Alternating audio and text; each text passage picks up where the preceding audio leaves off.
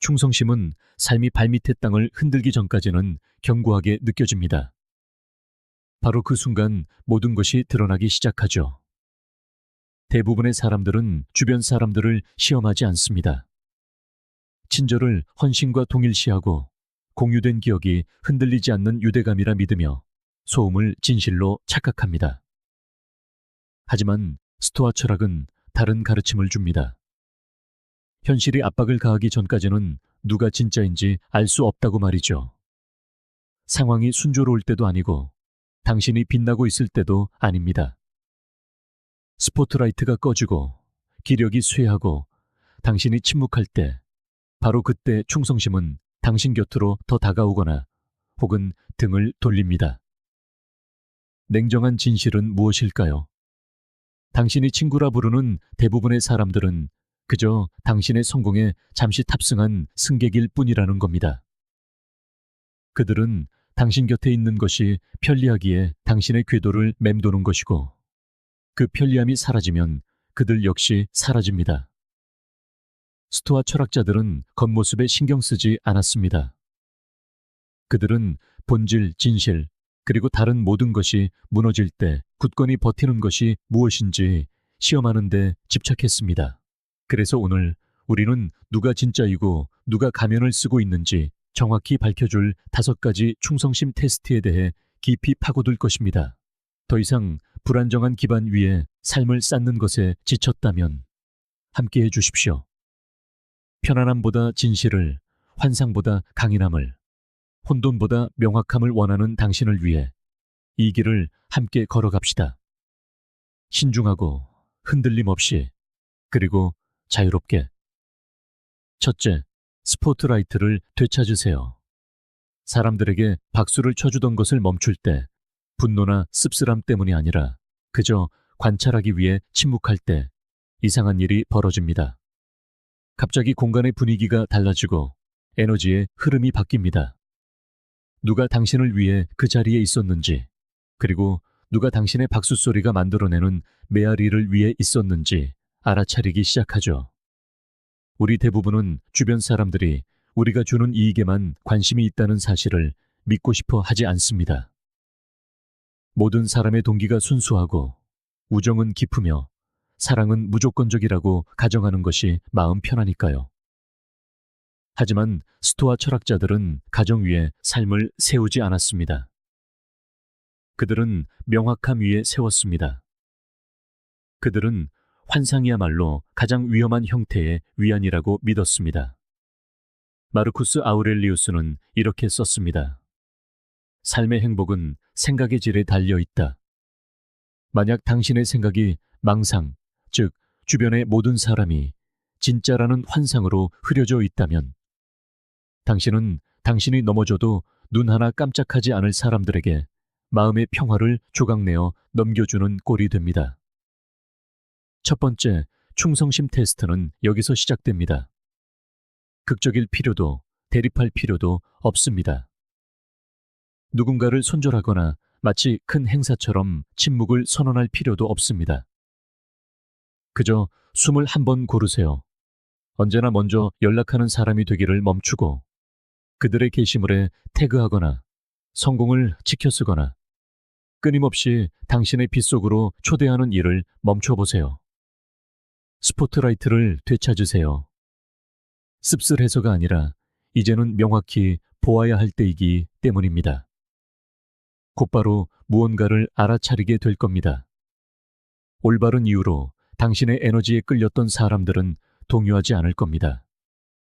그들은 멀어지거나 차가워지지 않을 겁니다. 오히려 당신의 침묵을 알아차리고 안부를 물어올 겁니다.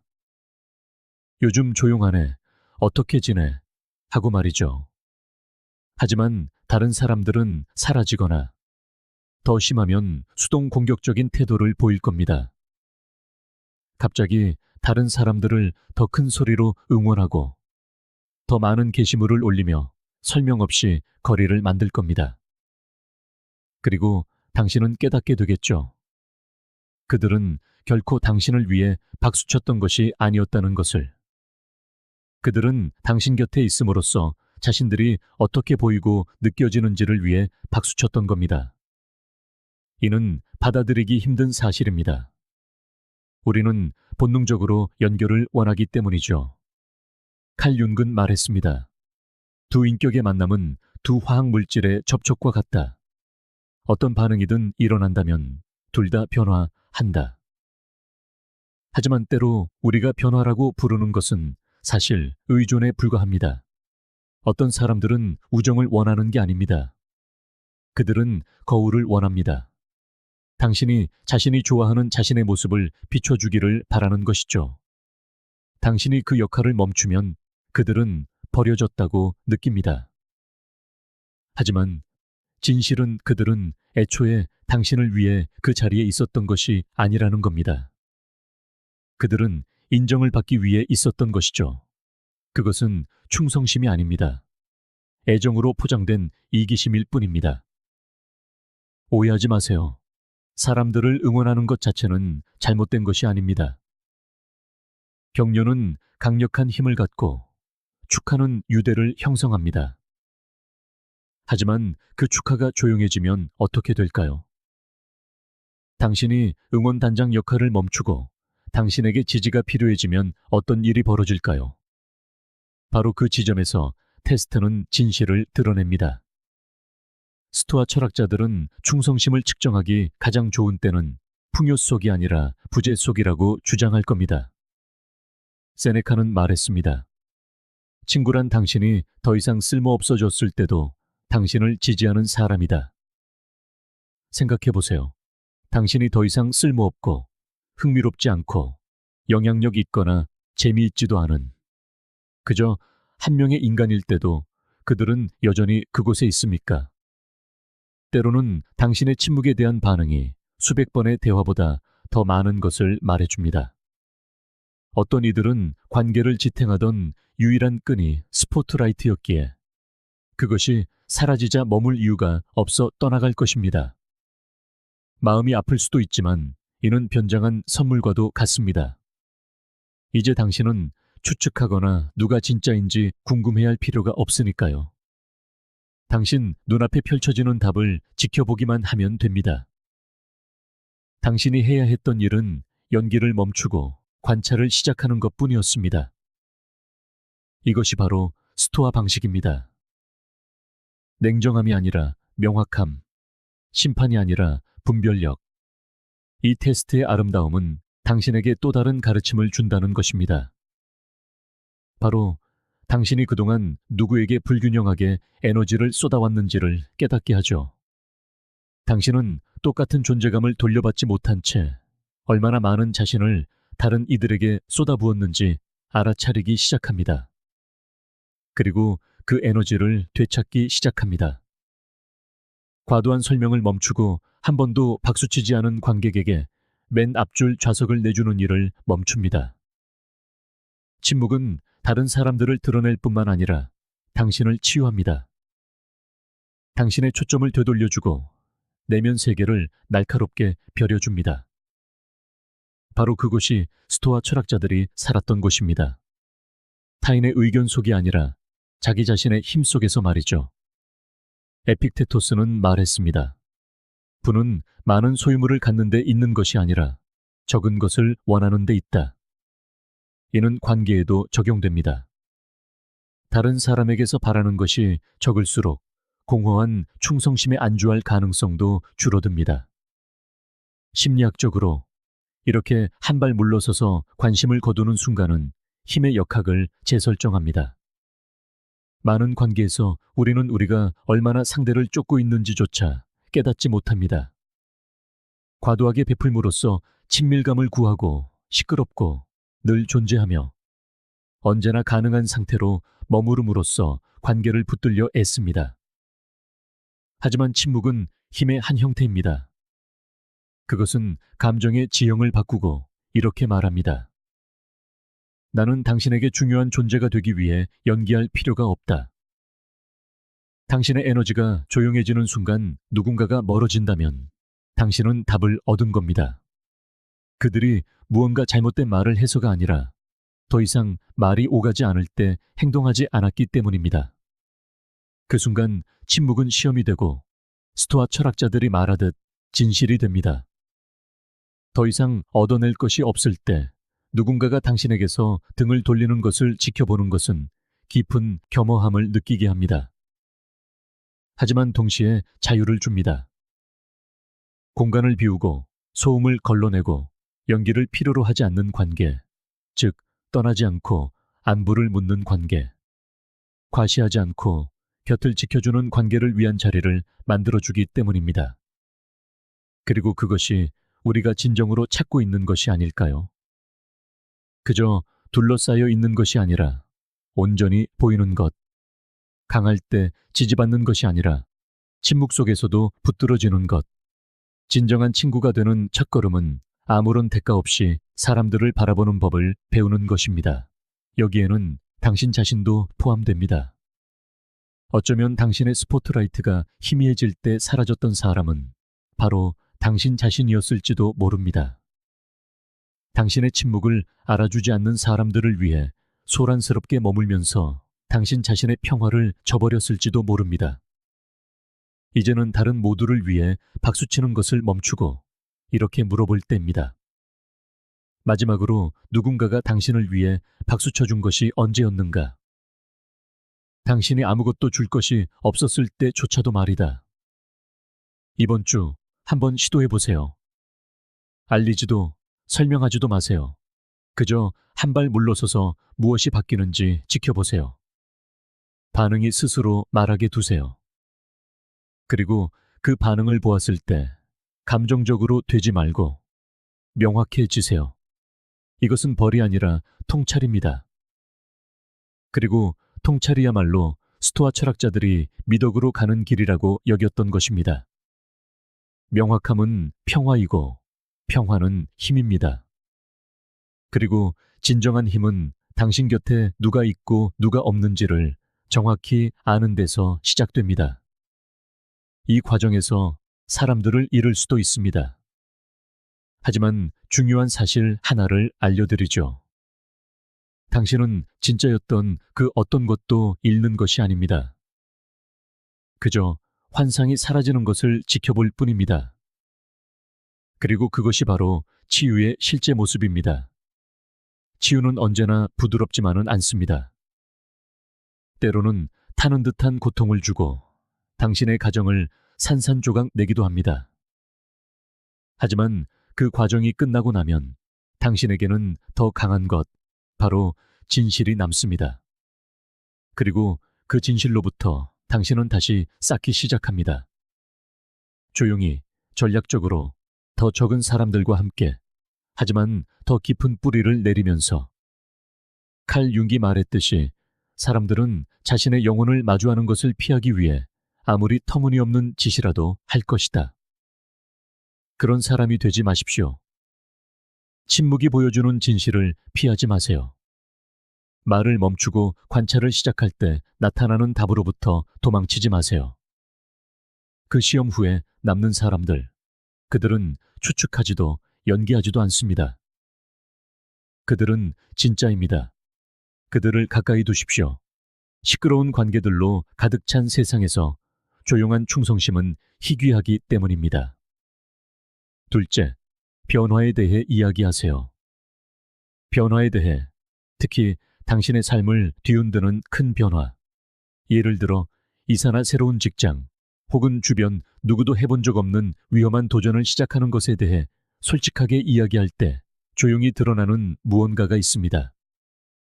당신이 그 말을 입 밖으로 내뱉는 순간 설령 무심코 한 말이라도 공기가 바뀝니다. 그것을 느낄 수 있습니다. 사람들은 조용해지고 어떤 이는 의자에서 몸을 뒤척입니다. 또 다른 이들은 지지하는 척하지만 눈빛 뒤에 숨은 망설임을 완전히 감추지는 못합니다. 진실은 바로 그 미묘한 반응들, 즉 긴 침묵, 불안한 웃음, 정말 괜찮겠어? 라는 질문 속에서 드러나기 시작합니다. 그리고 당신이 주의 깊게 살핀다면 아주 중요한 사실을 깨닫게 될 겁니다. 대부분의 사람들은 당신의 실패를 두려워하는 것이 아니라 당신의 성장을 두려워합니다. 당신이 너무 많이 변하면 자신들이 뒤처질지도 모른다고 생각하기 때문이죠. 스토아 철학자들은 진실을 동요 없이 마주해야 한다고 믿었습니다. 그들은 불편함에서 도망치지 않고 그것을 활용했습니다. 내면의 자유는 사람들을 움직이게 하는 것과 그들을 주저하게 만드는 것을 이해하는 데서 시작된다고 가르쳤습니다. 에픽테토스는 말했습니다. 사람은 자신이 이미 안다고 생각하는 것을 배우기 시작할 수 없다. 많은 사람들은 당신에게 무엇이 최선인지 이미 안다고 생각합니다. 그래서 당신이 과감한 움직임을 제안하는 순간 그들의 조언은 당신의 안녕을 위한 것이 아니라 그들 자신의 불편함에 대한 것일 때가 많습니다. 그것은 변화에 대한 그들 자신의 두려움이 염려라는 언어로 위장된 것입니다. 당신이 이 일을 그만두고 내 사업을 시작해볼까 해 라고 말하면 갑자기 그들의 말투가 바뀝니다. 그렇게 쉽지 않아. 충분히 생각해 본 거야? 잘 안 되면 어떡해?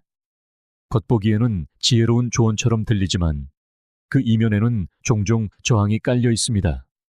당신의 변화가 그들의 편안함을 위협하기 때문입니다. 이것이 두 번째 충성심 테스트입니다. 누군가를 기습하려는 것이 아닙니다. 당신의 진실을 말하고 누가 그것을 그저 견디거나 고개를 끄덕이며 미소 짓는 수준을 넘어 당신이 진화할 권리를 진정으로 믿어줄 만큼 감정적으로 성숙했는지 확인하는 것입니다. 이것은 강력한 순간입니다. 당신은 허락을 구하는 것이 아니라 당신의 방향을 선언하는 것입니다. 그리고 당신이 그렇게 할 때 공간은 말로는 다 설명할 수 없는 방식으로 나뉩니다.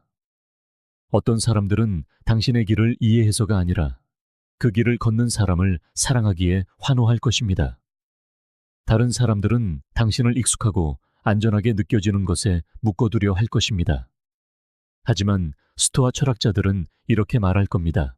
익숙함이 항상 당신의 편은 아니라고.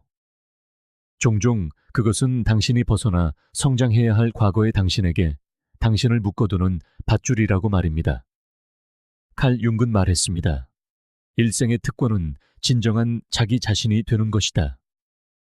하지만 진정한 자기 자신이 된다는 것은 다른 사람들이 당신에게 부여한 기대를 저버리는 것을 의미하며 모두가 자신이 가장 좋아하던 버전의 당신을 잃을 준비가 되어 있는 것은 아닙니다.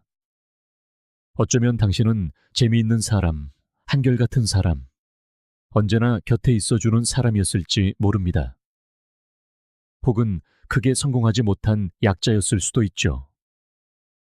그런 버전의 당신은 그들이 필요하다고 느끼게 하고 안정감을 주며 어쩌면 우월감까지 느끼게 했을 겁니다. 그리고 당신이 그 역할을 벗어나겠다고 이야기하는 순간 의식적이든 아니든 그들은 반발합니다. 성장하지 마 라고 말하는 대신 정말 괜찮겠어 라고 말합니다. 작게 머물러 라고 말하는 대신 위험해 라고 말합니다. 하지만 메시지는 같습니다. 내가 편안한 곳에 머물러 줘. 마지막으로 누군가에게 큰일을 계획하고 있다고 말했을 때를 생각해 보세요. 그들의 첫 반응은 무엇이었나요? 흥분이었나요? 아니면 회의감이었나요? 호기심이었나요? 아니면 신중함이었나요? 질문 자체는 나쁜 것이 아니지만 말투와 에너지가 중요합니다. 진정으로 충성스러운 사람은 당신이 좇는 것을 완전히 이해하지 못하더라도 본능적으로 당신을 지지하려 합니다. 그들은 당신의 승리가 관계의 역학을 바꿀지라도 당신이 이기기를 바랍니다.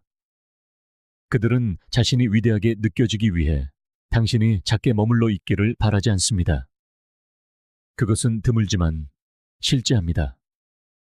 세네카는 당신을 더 나은 사람으로 만들어줄 가능성이 있는 사람들과 어울려라 라고 썼습니다. 이는 당신의 진화를 그저 괜찮다고 여기는 사람들을 넘어 그것을 장려하는 사람들, 당신이 한 단계 올라설 때 동요하지 않는 사람들, 우정이 익숙하게 유지되도록 당신에게 움츠러들기를 요구하지 않는 사람들로 주변을 채우라는 의미입니다. 스토아 철학자들은 모든 사람을 기쁘게 해야 한다고 믿지 않았습니다. 그들은 이성, 미덕, 그리고 성장과 조화를 이루는 것을 믿었습니다. 그리고 성장의 일부는 당신의 확장을 감당하지 못하는 관계들을 벗어던지는 것입니다. 문제는 많은 사람들이 자신의 불안감을 사랑으로 위장한다는 것입니다. 그들은 자신이 당신을 가로막고 있다는 사실을 모릅니다. 심지어 돕고 있다고 믿을지도 모릅니다. 하지만 심리학은 우리에게 말합니다.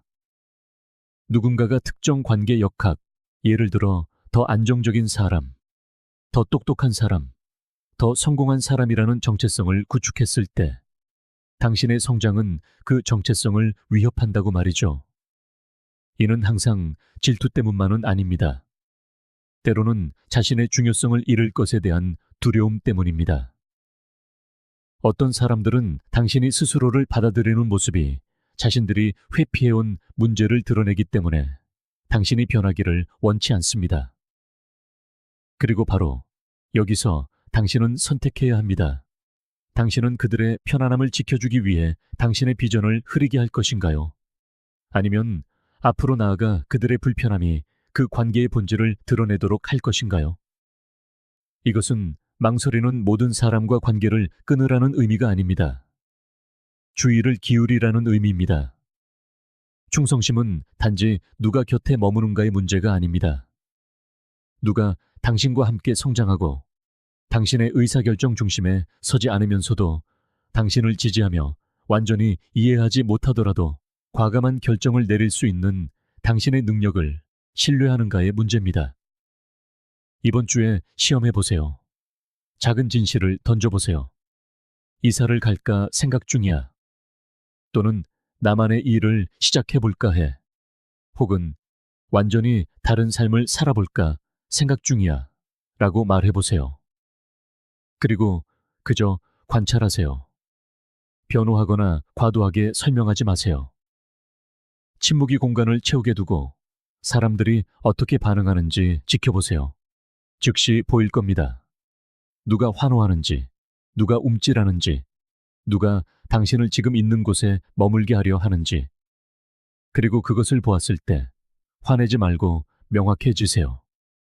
이제 당신은 눈을 감고 걷는 것이 아니라 깨어있는 채로 걷고 있기 때문입니다. 그것이 바로 스토아 철학자들이 추구했던 것입니다. 편안함이 아닌 명확함, 인정이 아닌 진실. 마르쿠스 아우렐리우스는 썼습니다. 그것이 옳지 않다면 행하지 말라. 그것이 진실이 아니라면 말하지 말라. 그러니 당신에게 진실인 것을 말하고 그 반응이 다른 사람들에 대한 진실을 가르쳐 주게 하세요. 이 테스트는 약간의 아픔을 동반할 겁니다. 당신이 안전하다고 느끼게 해주었던 과거의 당신만을 위해 곁에 있었던 사람이 누구인지 드러내기 때문입니다. 하지만 다른 사람들이 움츠러들지 않도록 상자 안에 갇혀져 있는 것은 당신의 역할이 아닙니다. 당신의 역할은 성장하고 일어서고 진화하는 것입니다. 그리고 진정으로 충성스러운 사람들은 설령 자신의 편안함을 대가로 치르더라도 당신과 함께 일어설 것입니다. 그것이 바로 진정한 사랑의 모습이고 진정한 우정이 하는 일입니다. 셋째, 완전히 침묵하세요. 때로는 가장 명확한 신호가 침묵에서 옵니다. 차갑거나 극적인 종류의 침묵이 아니라 벌을 주기 위함이 아닌 잠시 멈춤을 위한 침묵이죠. 소음과 대화, 업데이트를 잠시 멈추고 그저 숨을 쉬는 조용한 순간 말입니다. 듣기보다 말하기를 더 크게 하는 빠르게 움직이는 세상에서 침묵은 희귀해집니다. 그리고 바로 그 때문에 강력합니다. 당신이 사라지기 위해서가 아니라 관찰하기 위해 조용해질 때 당신은 사물을 다르게 보기 시작하기 때문입니다. 어떤 관계들은 오직 당신이 존재하고 가능하며 베풀 때만 살아남는다는 것을 깨닫게 됩니다. 당신이 당신의 삶을 방송하는 것을 멈추는 순간 진정한 역학관계가 드러나기 시작합니다. 침묵하는 것은 사람들과의 관계를 끊는 것이 아니라 공간을 만드는 것입니다. 당신의 존재에 대한 끊임없는 상기 없이도 당신의 존재 자체를 소중히 여기는 사람이 누구인지 알아차릴 만큼 충분히 멀리 물러서는 것입니다. 스토아 철학자들은 혼돈에서 물러나 이성과 다시 연결되는 것을 믿었습니다. 마르쿠스 아우렐리우스는 썼습니다. 자신의 영혼보다 더 평화롭고 방해받지 않는 곳은 어디에도 없다. 침묵은 바로 그 안식처입니다. 그것은 당신이 당신의 중심으로 돌아가 무엇이 실제로 중요한지 평가하는 방법입니다. 솔직히 말해, 우리는 때로 관심을 애정으로 착각합니다.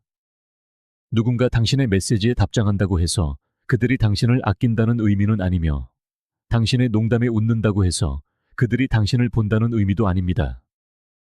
질문은 이것입니다. 누가 당신의 활동이 아닌 부재를 알아차리는가? 당신이 단 하루나 이틀만 침묵하더라도 세상은 멈추지 않지만 진실은 수면 위로 떠오릅니다. 누가 먼저 손을 내밀고 안부를 묻나요? 당신이 걱정스럽거나 극적인 글을 올려서가 아니라 단지 당신의 존재감이 바뀌었기 때문에 말입니다. 이들이 바로 무언가 잘못되었다는 말을 들을 필요 없이 당신의 부재를 느끼는 사람들입니다. 그들은 당신에게 맞춰져 있기 때문에 그것을 느낍니다. 연기도 업데이트도 필요 없습니다. 그런 종류의 충성심은 드물고 조용하며 한결같습니다. 그리고 당신이 항상 소리로 공간을 채우고 있다면 결코 그것을 볼 수 없을 겁니다. 칼 융은 말했습니다. 외로움은 주변에 사람이 없어서 오는 것이 아니라 자신에게 중요하게 생각되는 것들을 소통할 수 없을 때 온다. 그리고 때로는 침묵이 자신과 타인의 말을 진정으로 들을 수 있는 유일한 방법입니다. 하지만 어려운 부분은 이것입니다. 당신이 조용해지면 당신이 춤출 때만 박수치던 사람이 누구인지 보이기 시작합니다. 당신에게 투자해서가 아니라 당신이 즐거움을 주었기 때문에 관계를 맺었던 사람이 누구인지 보게 됩니다. 이것은 가혹하지만 필요한 진실입니다. 스토아 철학은 불편함을 피하기 위해 사람들을 곁에 두는 것이 아니라 열린 눈과 흔들리지 않는 마음으로 현실을 마주하는 것입니다. 에픽테토스는 모든 일이 일어나는 그대로 일어나기를 바라는 법을 배워야 한다고 가르쳤습니다. 다시 말해, 침묵이 드러내는 것을 저항하지 말고 설령 그것이 쓰라릴지라도 환영하라는 것입니다. 침묵은 다른 사람들을 드러낼 뿐만 아니라 우리가 외로움을 피하기 위해 얼마나 많은 소음을 견뎌왔는지를 드러내기 때문입니다. 시험은 여기서 시작됩니다. 분노도 씁쓸함도 아닌 차분한 호기심 속에서 당신은 게시물을 올리고 문자를 보내고 연락하는 것을 멈춥니다. 게임을 하기 위해서가 아니라 재설정을 위해 48시간 동안 물러섭니다. 그 시간을 이용해 자신의 생각과 다시 연결되고 종종 소음에 묻혀버리는 내면의 조용한 목소리에 귀를 기울입니다. 그리고 그 고요함 속에서 필터는 거칩니다. 누가 전화를 걸고 문자를 보내고 안부를 묻는지 알게 될 겁니다. 그리고 누가 그러지 않는지도 알게 되겠죠. 그리고 그 알문 실망이 아니라 데이터입니다. 앞으로 어디에 에너지를 투자해야 할지 알려주는 데이터 말이죠. 침묵은 또한 당신 자신에 대해, 당신의 습관에 대해 무언가를 드러냅니다. 어쩌면 당신은 주목받기 위해 과도하게 소통해왔고 인정받기 위해 과도하게 공유해왔을지 모릅니다. 하지만 한 발 물러서면 당신의 에너지가 얼마나 많이 외부로 향해 주어지고 흩어지고 보답받지 못했는지 깨닫게 됩니다. 스토아 철학자들은 부드럽게 상기시킬 것입니다. 당신의 통제 밖에 있는 것은 당신의 책임이 아니라고. 세네카는 말했습니다. 가난한 사람은 너무 적게 가진 사람이 아니라 더 많은 것을 갈망하는 사람이다. 끊임없는 연결에 대한 갈망은 평화와 자존감의 결핍, 일종의 가난이 될 수 있습니다. 침묵은 그 균형을 회복시킵니다. 관계를 끊을 때 일어나는 심리적 변화도 있습니다. 말을 멈추면 보기 시작합니다. 모든 행동은 현실을 비추는 거울이 됩니다. 당신의 목소리가 공간을 채우지 않을 때 다른 목소리들이 떠오르거나 사라집니다. 그리고 당신은 깨닫게 됩니다. 어떤 관계들은 당신이 끊임없이 인공호흡을 했기에 겨우 살아있었다는 사실을 말이죠. 당신의 안부 인사, 당신이 보내는 밈, 당신의 노력, 그 모든 것을 거두는 순간 그 관계는 심정지 상태에 빠집니다. 처음엔 아프지만 서서히 몸과 마음이 가벼워지고 정화되는 것을 느낍니다. 명료함은 언제나 더 나은 것들을 위한 공간을 만들어주기 때문입니다. 그 고요함 속에서 당신은 오직 당신을 아끼기 때문에 안부를 묻는 드문 사람들의 소중함을 깨닫기 시작합니다. 아무런 의도도 보여주기 위한 행동도 없이 그저 요즘 좀 조용하네. 별일 없어? 라고 묻는 메시지. 그 메시지는 다르게 다가옵니다. 의무감이 아닌 존재감으로 느껴집니다. 가장 진실한 형태의 의리는 시끄럽지 않습니다. 과시하지도 않습니다. 그저 알아주고 귀 기울여주고 아무런 대가 없이도 마음을 써줍니다. 당신이 침묵할 때 나타나지 않는 사람들이 꼭 나쁜 사람인 것은 아닙니다. 어떤 이들은 진정한 관계를 맺도록 만들어지지 않았을 뿐입니다. 그들은 유대감을 느끼기 위해 소음이 필요하고 당신의 존재를 기억하기 위해 당신이 눈에 보여야만 합니다. 그것은 잔인함이 아니라 그들의 그릇의 크기일 뿐입니다. 하지만 스토아 학파는 그 차이를 알라고 말합니다. 당신의 평화를, 그것을 들고 있다는 사실조차 모르는 사람의 손에 맡기지 마십시오. 마르쿠스 아우렐리우스는 우리에게 상기시켰습니다. 당신은 외부의 사건이 아닌 당신의 마음에 대한 통제력을 가지고 있다. 이를 깨달으면 힘을 얻게 될 것이다. 침묵은 바로 그 힘을 되찾게 도와줍니다. 당신의 가치가 얼마나 자주 보이느냐가 아니라 얼마나 깊이 느껴지느냐에 있다는 것을 기억할 시간을 줍니다. 이것은 타인에 대한 시험일 뿐만 아니라 당신 자신에 대한 시험이기도 합니다. 당신은 스스로의 침묵을 감당할 수 있습니까? 침묵을 해명하고 싶고 누가 지켜보는지 확인하고 싶고 잊혀지는 건 아닐까? 걱정하는 충동을 이겨낼 수 있습니까? 진정한 성장은 바로 그곳, 주목받고 싶은 욕구와 굳건히 뿌리 내리려는 선택 사이의 공간에서 일어납니다. 칼 융은 당신의 내면을 들여다볼 수 있을 때 비로소 시야가 명확해진다고 믿었습니다. 밖을 보는 자는 꿈을 꾸고 안을 보는 자는 깨어난다. 침묵이 바로 그 깨어남입니다.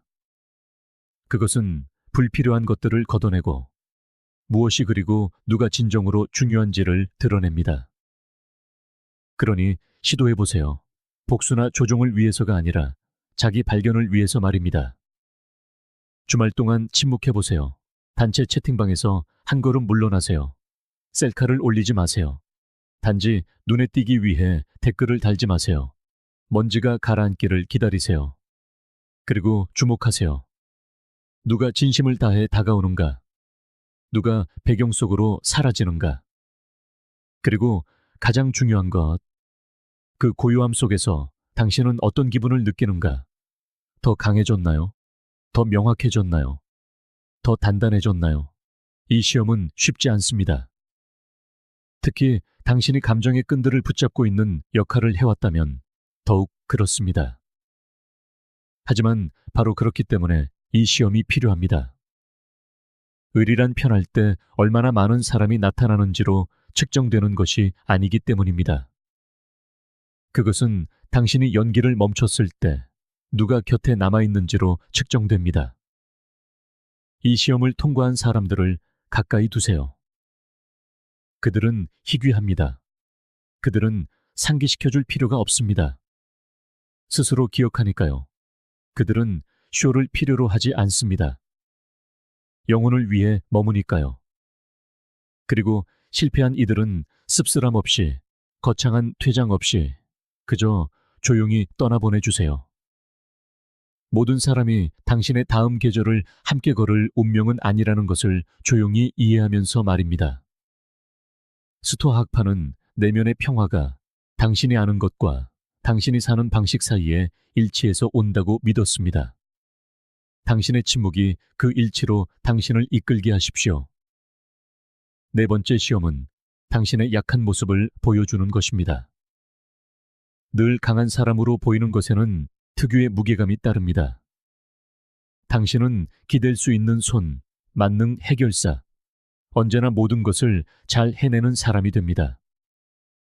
사람들은 당신의 회복력, 집중력, 어떤 상황에서도 계속 나아가는 능력에 감탄합니다. 하지만 여기 문제가 있습니다. 쉴 틈 없는 강인함은 연기가 되고 그 연기를 멈추는 순간 관객은 썰물처럼 빠져나갑니다. 이것이 바로 소수의 사람만이 인정하고 싶어하는 현실입니다. 당신이 마침내 나 지쳤어 또는 지금 뭘 하고 있는지 모르겠어 라고 말할 때 방 안은 갑자기 조용해집니다. 한때 받았던 지지는 조건부였던 것처럼 느껴지기 시작합니다. 이것은 당신이 무언가 잘못했기 때문이 아닙니다. 당신이 사람들을 불편하게 만드는 공간, 즉 취약함의 영역으로 들어섰기 때문입니다. 스토아 학파는 우리에게 약점을 숨기라고 말한 적이 없습니다.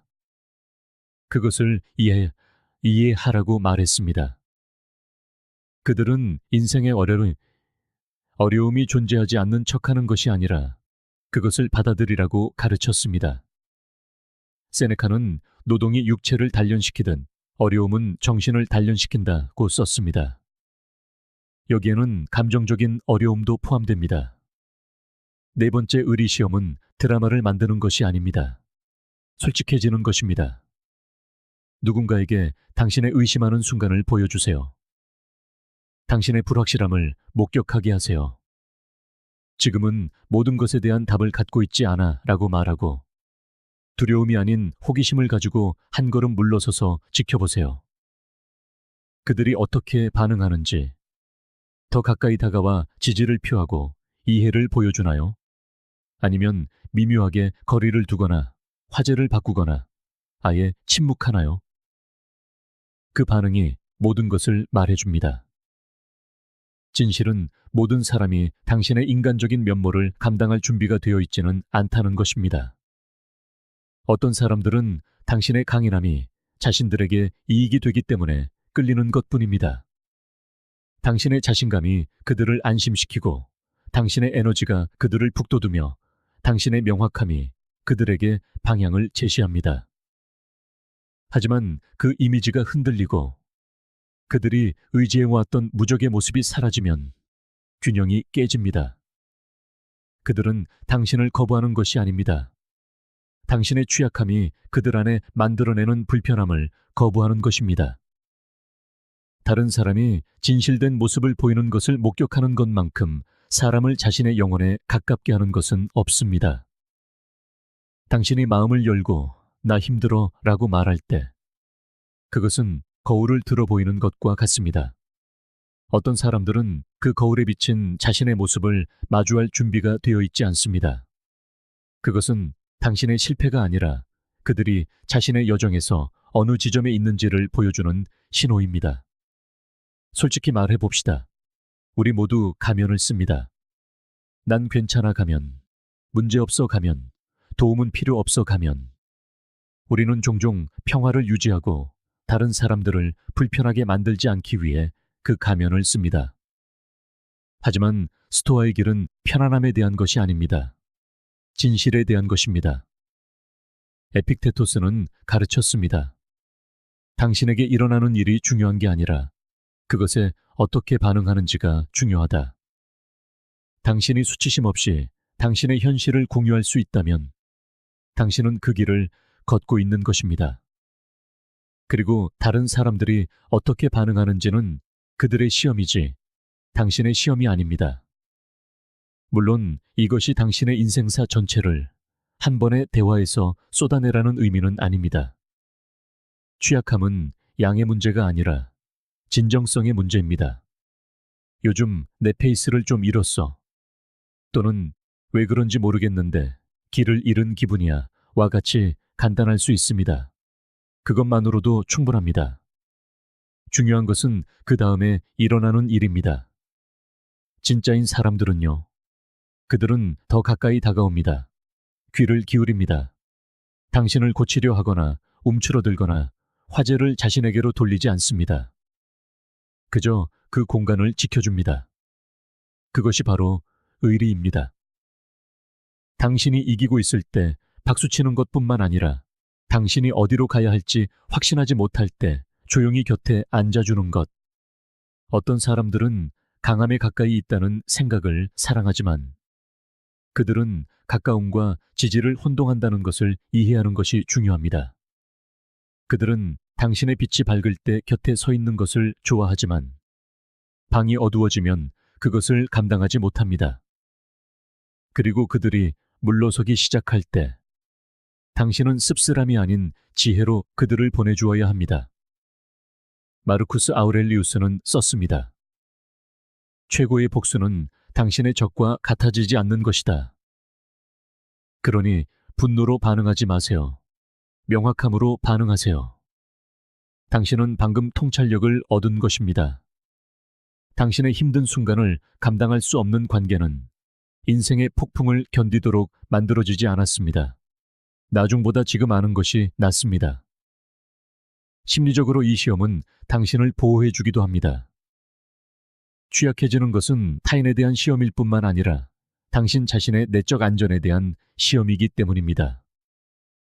당신은 스스로를 판단하지 않고 당신의 진실을 나눌 수 있습니까? 수치심에 빠지지 않고 불확실함 속에 머무를 수 있습니까? 취약함에는 조용한 힘이 있습니다. 그것은 소리치지도 연기하지도 않습니다. 그저 이게 지금의 나야. 꾸밈 없고 다듬어지지 않았지만 여전히 가치 있어 라고 말합니다. 그리고 누군가 당신을 동정해서가 아니라 존중하기 때문에 그곳에서 당신을 만날 수 있을 때 당신은 그 유대가 진짜라는 것을 알게 됩니다. 그것이 공유된 추억이나 웃음, 편의성보다 더 깊다는 것을 알게 됩니다. 그것은 이해의 뿌리를 두고 있으며 이해는 진정한 관계의 기초입니다. 그러니 시도해보세요. 이번 주에 누군가와 솔직한 것을 나눠보세요. 극적인 것이 아니라 그저 진실된 것을요. 요즘 나 자신을 많이 의심하고 있어 일 수도 있고 항상 괜찮은 척하는 거에 지쳤어 일 수도 있습니다. 충격을 완화하기 위해 농담으로 마무리하지 마세요. 서둘러 화제를 바꾸지도 마세요. 그냥 그 말이 내려앉게 두세요. 그리고 두려움이 아닌 관찰하는 마음으로 지켜보세요. 어떤 사람들은 무슨 말을 해야 할지 모를 수도 있습니다. 괜찮습니다. 완벽한 반응에 대한 것이 아닙니다. 존재감에 대한 것입니다. 어색하더라도 당신과 함께 그 순간에 머무는 사람들, 그들이 바로 시험을 통과한 사람들입니다. 그리고 만약 누군가 물러선다면 그것은 손실이 아닙니다. 드러남입니다. 당신은 지지자를 잃은 것이 아닙니다.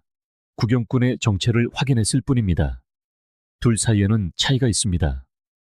한쪽은 당신의 승리, 패배, 그리고 그 사이의 모든 순간, 당신 존재 자체를 응원합니다. 다른 한쪽은 오직 하이라이트 영상을 위해 그 자리에 있었을 뿐입니다. 그리고 스토아 학파는 당신에게 상기시킬 것입니다. 1000개의 공허한 메아리보다 한 명의 진정한 친구가 낫다고. 이 시험은 두렵게 느껴질 수 있습니다. 특히 당신이 강하다는 정체성을 쌓아왔다면 더욱 그렇습니다. 하지만 기억하세요. 취약함은 강함의 반대가 아닙니다. 그것은 강함으로 가는 관문입니다. 진정한 자신감은 항상 답을 가지고 있는 것에서 오는 것이 아니라 답이 없을 때 솔직해지는 것에서 옵니다. 세네카는 멋지게 표현했습니다. 우연히 현명해지는 사람은 아무도 없다. 지혜는 얻어지는 것입니다. 그리고 그것을 얻는 과정의 일부는 항상 완벽하게 보여야 한다는 필요성을 내려놓는 것입니다. 다섯 번째 시험은 그들에게 자신을 선택할 기회를 주는 것입니다. 때때로 사람에 대한 가장 명확한 진실은 그들이 하는 말에서 오지 않습니다. 그들이 하지 않기로 선택한 것에서 옵니다. 아무도 보지 않을 때, 압박도, 연기도, 관객도 없을 때, 그때 비로소 한 사람의 진정한 본성이 조용히 모습을 드러냅니다. 그리고 받아들이기 가장 힘든 것 중 하나는 이것입니다. 당신과 가장 가까운 사람들은 결국 당신을 희생시키면서 자신을 선택하는 순간을 마주하게 될 겁니다. 영화 같은 극적인 배신이 아니라 아주 작고 미묘한 결정 속에서 의리를 지키려면 무언가를 포기해야 하고 불의를 저지르면 보상을 받는 기회 속에서 말이죠. 다섯 번째 시험은 바로 그곳에 있습니다. 당신이 일부러 만들 필요도 없습니다. 삶이 그 기회를 제공할 것입니다. 당신이 할 일은 그저 그것을 알아차릴 만큼 고요해지는 것뿐입니다. 이 시험에서 당신은 누구와도 맞서지 않습니다. 비난하지도 암시하지도 않습니다. 그저 기다립니다. 그리고 그 순간이 왔을 때 누군가가 무언가를 숨기거나 한 걸음 물러서거나 당신의 신뢰를 조용히 저버림으로써 이익을 얻을 기회에 직면했을 때 당신은 그저 관찰합니다. 반응도 경고도 없이 오직 침묵으로. 진정한 의리는 무엇을 해야 할지 들을 필요가 없기 때문입니다. 압박이 아닌 원칙에 따라 행동합니다. 에픽테토스는 말했습니다. 상황이 사람을 만드는 것이 아니라 그 사람 자신에게 본 모습을 드러내게 할 뿐이다. 그리고 이 경우 당신에게도 그 사람의 본 모습을 드러내게 합니다. 상상해보세요. 당신은 비밀스럽고 개인적이며 민감하고 의미 있는 무언가를 공유합니다. 아직 발표할 준비가 안 된 계획일 수도 있고 약점이나 아직 진행 중인 결정일 수도 있습니다. 그리고 삶은 그 사람에게 그것을 폭로하거나 당신 뒤에서 이야기하거나 당신 모르게 일을 진행함으로써 이익을 얻을 수 있는 순간을 건네줍니다. 당신은 당황하지 않습니다. 그저 기다립니다. 시험은 진행 중이고 그들은 그것을 알지도 못합니다. 그들이 다음에 하는 행동, 그것이 바로 당신이 굳이 소리내어 묻지 않아도 될 질문에 대한 답입니다. 칼 융은 말했습니다. 자신의 어둠을 아는 것이 타인의 어둠을 다루는 가장 좋은 방법이다.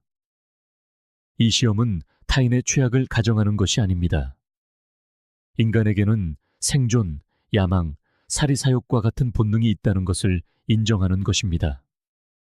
그리고 누군가가 그러한 본능에도 불구하고 의리를 선택할 때, 이기심을 정당화할 수 있음에도 불구하고 자제력을 보일 때, 그 사람은 그냥 좋은 친구가 아닙니다. 희귀한 사람입니다. 이 시험이 불편한 이유는 이것입니다. 시험에 실패한 사람들은 종종 악의 없이 그렇게 합니다. 그들은 정당화합니다. 그냥 사업적인 거였어. 그게 그렇게 중요할 줄 몰랐어. 널 방해하고 싶지 않았어. 이런 말들은 표면적으로는 합리적이고 심지어 배려심 있게 들릴 수 있습니다. 하지만 그 밑에는 단순한 진실이 있습니다. 그들은 당신의 신뢰보다 자신의 이익을 우선시했고 그 순간 가면이 벗겨진 것입니다. 당신은 그 관계의 실체를 보게 됩니다. 사악하지도 심지어 부정직하지도 않을 수 있지만 조건부라는 것을. 그리고 그것은 가슴 아픕니다. 우리 대부분은 우리가 사랑하는 사람들이 아무런 대가가 없을 때조차 특히 그럴 때 우리를 선택해 주기를 바라기 때문입니다. 세네카는 의리는 인간의 마음속에서 가장 신성한 선이다 라고 말했습니다. 하지만 의리는 그것이 불편할 때, 잃을 것이 있을 때만 의미가 있습니다. 의리를 지키는데 시간, 기회 또는 영향력을 희생해야 할 때, 그리고 누군가가 여전히 그것을 선택할 때, 그때 당신은 그것이 진짜임을 알게 됩니다. 그 전까지 다른 모든 것은 그저 영이일 뿐이며 스토아 학파는 연기에 관심이 없었습니다. 그들은 진짜, 즉 압력이 가해지고 보상이 없을 때도 견디고 남아있는 것에 관심이 있었습니다. 그러니 이 시험을 강요하지 마세요. 덫을 놓거나 상황을 조작할 필요가 없습니다. 그저 솔직하게 당신의 삶을 사세요. 삶이 자연스럽게 충분한 기회를 제공할 것입니다. 당신이 취약한 무언가를 공유하면 누군가는 그것을 보호하거나 이용할 선택권을 갖게 될 것입니다. 당신이 누군가의 신중함에 의지하면 그들은 그것을 존중하거나 인정받기 위해 팔아넘길 선택권을 갖게 될 것입니다. 당신이 누군가에게 당신의 힘겨움을 가까이서 볼 수 있는 자리를 주면 그들은 그것을 지키거나 가십거리로 삼을 선택권을 갖게 될 것입니다. 그들이 내리는 그 선택, 그것이 바로 시험입니다. 그리고 아름다운 점은 당신은 한마디도 할 필요가 없다는 것입니다. 그저 지켜보세요. 이 시험은 또한 당신에게 가치에 대해 가르쳐 줍니다.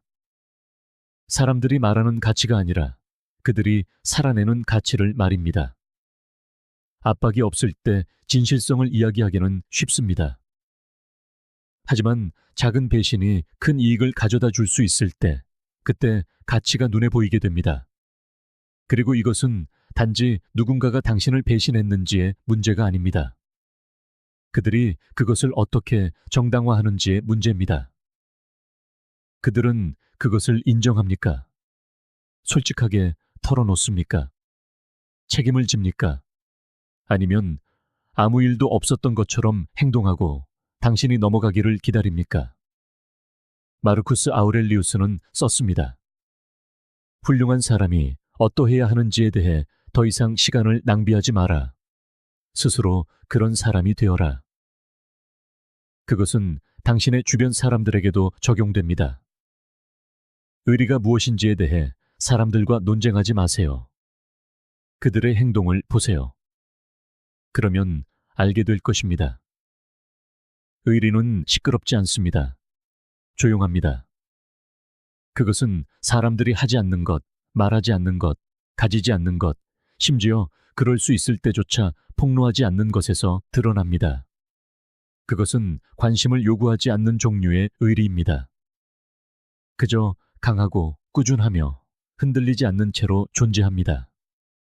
이 시험으로 인해 당신은 몇몇 관계를 잃을 수도 있습니다. 당신이 신뢰했던 누군가가 생각만큼 견고하지 않다는 것을 보여줄 수도 있습니다. 괜찮습니다. 당신은 누군가를 잃는 게 아닙니다. 왜곡된 상을 걷어내는 것뿐입니다. 렌즈를 닦아내는 것입니다. 희망을 알무로 대체하는 것이며 스토아 학파가 믿었듯이 알문 지혜의 시작입니다. 일단 누군가의 그릇의 크기를 알게 되면 당신은 과도하게 기대하는 것을 멈춥니다. 그들이 아닌 무언가로 성장하기를 바라는 것을 멈춥니다. 당신은 그들이 있는 곳에서 그들을 만나거나 평화롭게 한 걸음 물러섭니다. 심리적으로 이것은 당신을 보호해 주기도 합니다.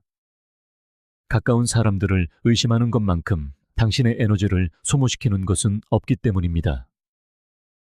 정말 힘들어지면 그들이 내 편이 되어줄까?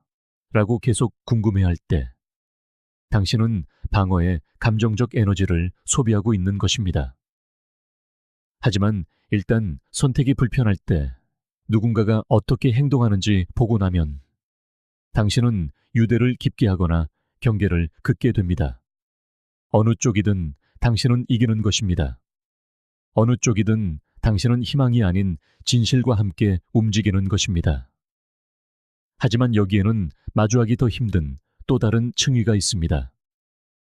이 시험은 타인을 드러낼 뿐만 아니라 당신에게도 무언가를 묻습니다. 당신은 그것이 당신에게 손해가 될 때, 아무도 보지 않을 때, 쉬운 길이 당신 자신을 먼저 생각하라고 유혹할 때, 의리를 지킵니까? 시험받고 있지 않을 때 의리에 대해 이야기하기는 쉽습니다. 하지만 시험받을 때 옳은 일을 하는 것이 기회나 비밀 또는 지름길을 희생하는 것을 의미할 때 당신은 굳건히 남아 있습니까? 그렇습니다. 이 시험은 타인을 드러내지만 또한 당신을 만듭니다. 당신의 인식을 날카롭게 합니다. 약속이 아닌 패턴을 신뢰하도록 가르칩니다. 씁쓸함이 아니라 일찍 보여준 것에 대한 감사함으로 사람들을 떠나보내게 도와줍니다. 그리고 무엇보다도 다른 사람들이 당신에게 되어주었으면 하는 그런 사람이 되도록 당신을 상기시킵니다. 당신은 이 시험을 심지어 조용히 단 한 번이라도 통과한 사람들이 다른 사람들이 가지지 못한 어떤 무게감을 지니고 있다는 것을 발견하게 될 것입니다. 당신은 존재감과 원칙, 당신 근처에 있는 사람과 당신 편에 있는 사람의 차이를 보기 시작합니다. 그리고 그 변화가 일단 일어나면 당신이 움직이는 방식이 달라집니다. 당신은 더 선택적이 되고 더 깨어있게 되며 모든 사람에게 열려있기보다 스스로를 증명한 소수에게 더 존재감 있게 됩니다. 그것은 오만이 아닙니다. 일치입니다. 왜냐하면 당신이 편의보다 당신을 선택하고 당신이 지키러 없을 때조차 당신의 것을 보호하며 침묵 속에서 굳건히 남아있는 사람을 찾을 때 그 사람은 당신의 서클 안에 둘 사람이 아니기 때문입니다. 그 사람은 당신의 인생의 핵심에 두어야 할 사람입니다. 희귀하죠. 하지만 모든 것을 걸 만한 가치가 있습니다. 의리는 편안함 속에서 증명되지 않습니다. 아무도 보지 않고 아무것도 보장되지 않은 조용하고 미묘한 순간에 드러납니다. 진짜인 사람들은 움찔하지도 사라지지도 무너지지도 않을 것입니다.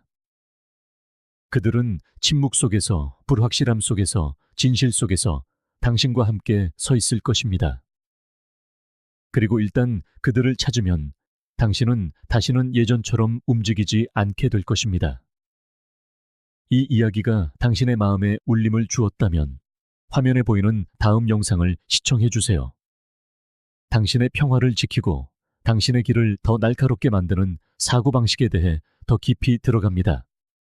스토익 저널과 함께 해주셔서 감사합니다. 이곳에서 당신의 성장은 중요합니다.